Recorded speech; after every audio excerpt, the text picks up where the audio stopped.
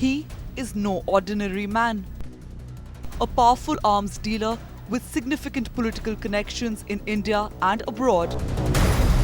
If Sudhir Chaudhary's arrest has shaken the political corridors in UK,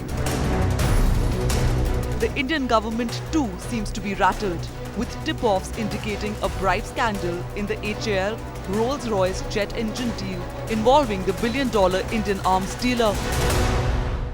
Only after the UK government stepped in did the Indian government order a CBI probe into the entire matter. In fact, the allegations first surfaced when Hindustan Aeronautics Limited received a letter claiming that Rolls-Royce had paid bribes to its employees.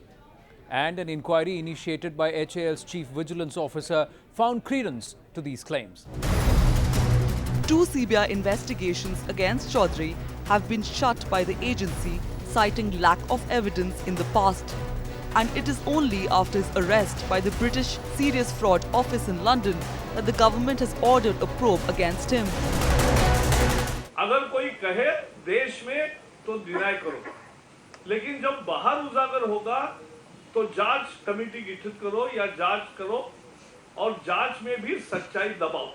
तो इस तरह से ये कांग्रेस का एक और घोटाला सामने आया है। ये घोटालों की सरकार है, घोटालों के साथ ही जाएगी और जब नई सरकार आएगी तब भी और इनके बहुत सारे घोटाले बाहर आए जाएंगे, ये हमें विश्वास है। It is in his watch it has happened.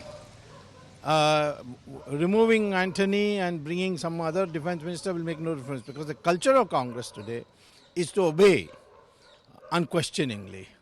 So every time there's a foreign disclosure, then only an inquiry is set up. The 10,000 crore jet engine scam coming to light at a time when the UPA is already submerged in controversies. An exposed UPA, which has no answers for why the previous cases against Chaudhary were closed, is now running for cover.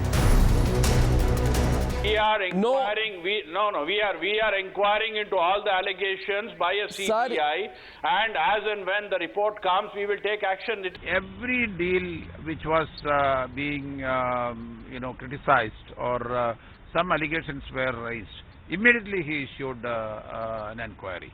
So that means the last 6 or 7 years during Anthony's time, people feel, and even our worst opponents feel, that corruption has come down considerably.